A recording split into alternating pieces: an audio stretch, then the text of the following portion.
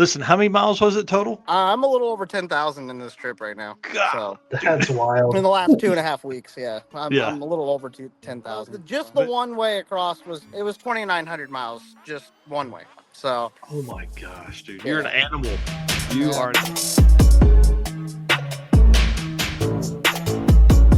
Pumped. All right, guys. Well, welcome to episode 124 of the Drag Driver Pete Show, presented by Summit Racing. And then Ralph Foy, bro, bring it on. You've done enough of these things. You know what's going on. Let's talk, man. We're glad to help. All right, Mr. Jesse Fox, bringing you on, sir. Right here. Hang on just a second. Let me remove Benny so we can talk to you, dude. Where you at? What are you doing? Well, I'm in Illinois. Almost. Oh my goodness. I'm in Danville, Illinois. I'm only about an hour away from home, which is really weird. I'm headed home. But yeah, so we've been having a good trip back across the country. Just getting done with Redwood Rally out in Oregon. Me and John popped up, caught Washington, the state up there, saw Seattle for like half an hour, and then started heading back home. So yeah. What time were you in Seattle? I think we got there at 8:30 p.m. because That's awesome. I Space saw it Needle was closed super at like dark. 9 or something. Hey, that's all right, dude. That is super cool, man. I'm excited about that. The trip you took, bro. What an awesome thing. But now you said being home. You were home just the other day. Yeah, for about 7 hours.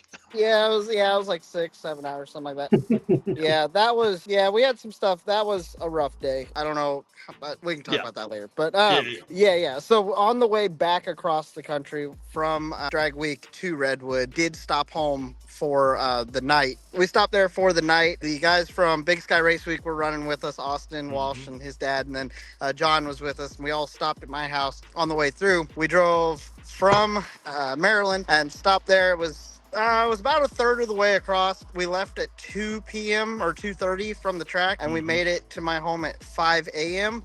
5 or 6, something like that. And then the guys went to sleep. We all got a little bit of sleep. We left around my house around noonish, and we had to make some stops, get some work done on Austin's car. It wasn't my car that we worked on. It was weird. Nice. And we just kind of bombed up past there, and that was the short day of driving. We only drove like 8-9 hours, something like that day. So I think we stopped 2, and then got about 4 hours of sleep that night. Got up 6 a.m. and where'd we end that day? That day we ended on the Salt Flats. That's right. So we went from Lincoln, Nebraska is where we ended, and then went to the Salt Flats, and then spent the night at the Salt Flats. Then got up the next morning and drove to Oregon. Yeah, which that was pretty interesting. That was the first time I'd ever really driven that far. After Drag and Drive and all that.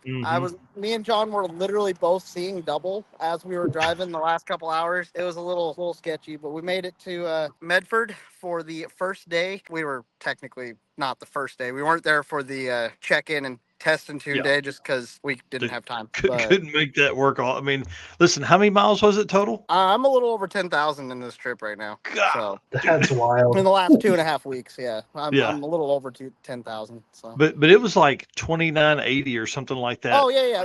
Just the one way across was 2,900 miles, just one way. So. Oh my gosh, dude, you're an animal. You are an animal. I'm exhausted, I can tell you that.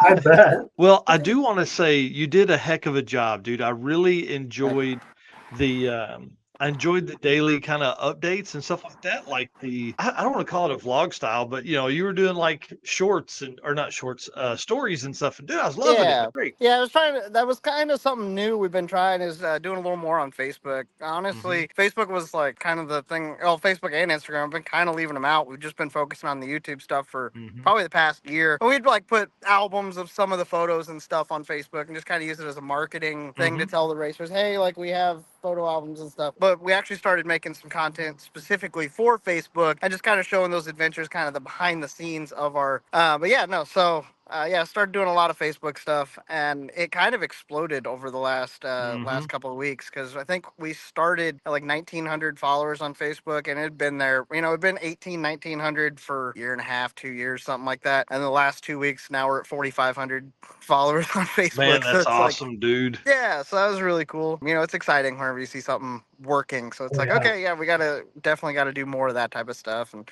I'm thinking about different stuff that I want to put out on Facebook just to kind of keep that content rolling. But Yeah. obviously we want to keep going on the YouTube and doing all that. I got a couple of videos. I got a lot of videos set back that haven't come out on the YouTube channel that I'm just like, I need to get time to edit them and I want to make them really good for everybody. But now they're all out of order and I'm trying to figure out how we're going to Hey, make everything the work. cool thing is, dude, whenever you put stuff up, people are gonna watch it. You know what I mean? Yeah. Like that's what I've come to realize. That's the way it works. Yeah. They're gonna watch it whether they want to or not. There we go. Yeah, So so how- we're just gonna keep throwing stuff out there, and So J-Wire Solutions is expert car and marine wiring solutions you can trust. J-Wire Solutions can wire and plumb your hot rod, your race car, or your drag and drive car. Plus, they offer products that make your driving experience better. And I'm just going to go through. There's a ton of stuff on jwiresolutions.com. No, I always talk about this blinker module, but dude, it really is a big part of drag and drive because it makes your car act like it makes your race car act like your normal daily driver. But then he's got a ton of stuff. Like, dude, he's got stuff for snowblowers. Did you know that? He's got stuff for snowblowers, like a plug and play harnesses, all kinds of cool stuff. So J-Wire Solutions, jump over there, jwiresolutions.com. See what all he's got going on up there. I'm just gonna do this vertical now because it's just being like that. So yeah, how, it's been a really good trip. Wasn't not expecting to have the turnaround and drive immediately all the way back home, but it's working out. So we're getting there. This is my third day in a row driving at least 700 miles. wow. Did you run into any troubles along But I only the got trip an hour at to go, all? so we're good. I think he's on We're a all bit of a set. delay. Can you hear Eric? I cannot hear Eric. Eric was asking, how did the trip go? Were there any troubles or anything like that? Oh, no, it actually went a lot smoother than we kind of anticipated. John's car had more issues than mine, which is weird. And it really wasn't anything. It just started throwing some codes on the way back. It was saying that there was like something wrong with the throttle position sensor or some vacuum leak or something. But it wasn't actually running bad. It was just like throwing the code, then it would just go away. So it was like he was actually fine. My car, the only thing we've been dealing with it, which we dealt with drag week, was the overheating issue, but we kind of just decided to ignore it and it's been fine. Interesting. So, I don't know. It has been getting warm every once in a while, and I'll just slow down a little bit, and it kind of cools off enough that when I say cools off, it's running 230 degrees, but we're just going to call that fine because it hasn't blown up yet. So it's fine. It's fine. It's all fine. I know people have questions, so let me ask this: what kind of mileage does this bad boy get? Bro, it gets 17 miles to the gallon. So a little small block Chrysler in it. No, it's not too bad at all. There are times that it gets worse and gets a little bit better, but it's carburetor. I just let it kind of do its thing. Honestly, I probably should rejet it as we're going through different areas, but we literally went across the country and I haven't touched the carburetor, so it's fine. It works. It is fine. Man, that's so crazy. Well, dude, you saw some stuff. Let's talk about some favorite stops along the way. Yes, we didn't have a lot of time for stops, but we kind of made sure to put a couple in there because there were some places John hadn't seen yet, and then there were some places that I wanted to stop. And the picture you got up there is one of the big boys, steam locomotive. If you have watched any of my content or me at all, I grew up loving trains. Like that was my first passion, was trains, and I still very much enjoy them. One of my goals in life is to see all of the big boys in person. There's only 8 remaining, and so yeah, we got to stop and see that one. It was one that I hadn't got on my list yet, and it was right there in Cheyenne, Wyoming, which I've been there before. I've been within half a mile or a quarter mile of that locomotive, but just never actually put 2 and 2 together that it was there and made a stop. Went ahead and made that stop. Really enjoyed that. Again, we were there for maybe half an hour, just long enough to go up and get some pictures and then park Benny up there and just try to get Benny involved. Another one is the Salt Flats. Come on. It's the Salt Flats. There's something special about that. And John had never been there. Obviously, I've been there a couple times, but it was one of those, seeing sunrise out on the Salt Flats is just a very special, somber. There's just something about it. It's one of those you and nature, and you can kind of feel the presence of God there. And it's really cool, man. So just being out there and just knowing that that's the place that people have built these machines to go so fast, and the heritage and everything. It's amazing. So that was obviously really good. One of the stories I think I was watching, or one of the reels on Facebook, you guys were talking about just how quiet it was out there. Oh, dude, it's unreal.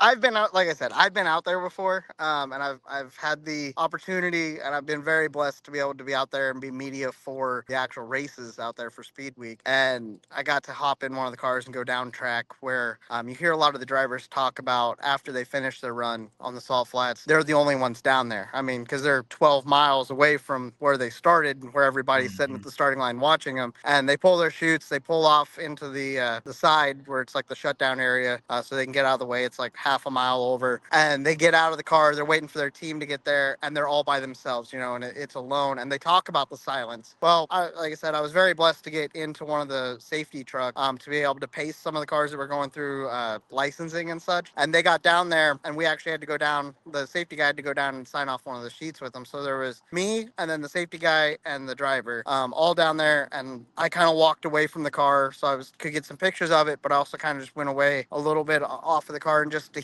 feel that silence is just, it's eerie, but it's also calming at the same time. I don't know if that makes any sense. Interesting. But it's just like if you have tinnitus, you just start hearing the ringing in your ears. Like that's all you hear because there's no animals, there's nothing out there. So it's just a weird feeling, right? But being out there with John, we were able to hop in his car, and we actually drove about 10 miles out and just stopped and got out of the car, and we could just sit there in that silence of just literally the middle of nowhere with nothing for miles, and you can literally just see miles around. I'm in, Eric. When are we going? Right. No, I highly recommend it. If you get the opportunity to do it, it's so worth it, And then that picture you got there, that's on the coast during Redwood Rally. So that was really cool. Yeah, I can't wait. Jesse's going to be on here later. Jesse Adams of Redwood Rally, and we're going to talk about some of the stuff. And dude, that's another one on my list. I should have went this year, but man, I just couldn't make the back-to-back like that. June was hard on me, and it wasn't nearly as much as what Eric did. Yeah, no, I get it. It's not easy, that's for sure. Well, tell us about your thoughts on Redwood Rally. What fun? Was it awesome? What's up? Yeah, so it was a lot of fun. As you know, I go to a lot of these things. We're at a lot of the events, and I kind of get used to seeing the same people everywhere that we go. Not everywhere, but we have those groups from the different areas. We've kind of got to know those drag and drive veterans. We know those people that are out there. So when I show up to an event, normally I know about 80% of the people, or I have at least seen them around. I may not have a personal relationship with them, but I've seen them. I know who they are. And then you got that 10-20% that's new people that we're trying to get. Well, being out at Redwood, it was like 90% of them I didn't know, and there was 10% that we kind of vaguely knew, So that was really cool, getting to meet all those new people, at least new to us. They'd maybe done Redwood for a couple years, but because we hadn't been out there to meet them, we hadn't been on that side of the country, we didn't know who they were yet. So getting to kind of meet them and then meet the new people that were there was a lot of first-timers out. That was really good. It was exciting to get that camaraderie with the people. And then when we get the event started and we get out going, just the area was really cool. Again, new area. I'd never been to that state before. We're traveling up there, getting to see brand new territories. Like, I didn't realize half of Oregon's desert, like it's high desert, and that's kind of cool. I wouldn't have known that either. That's awesome. Right? Yeah. So when we got in, we were coming on the way across. We were coming across the northern part of Nevada, and it's high desert and all that. And we get to Oregon, and it's like, well, I mean, obviously it's not just going to change at the border. It's just a man-made straight line across there. But when we go, I mean, we're driving a couple hours into Oregon before we started seeing all the trees that, you expect. Yeah. And I was like, oh, okay, this is cool. But just the vast difference in some of the areas out there is really cool. And it is actually way more of an abrupt change than what I thought it was going to be. It's like you're in the middle of a desert, and then you just hit a line of trees, and now you're in the middle of the forest. And it's like, oh, okay. So that was really cool. Getting to kind of map some of that area out. That was a lot of fun. Eric, when we go, we need to like maybe fly into somewhere south and then drive up. Yeah. Right. Well, one of the tracks that they used this year was actually out on the high desert area. Oh, so cool. You do get to see we did get to see part of it on the route. We got to see Mount Hood.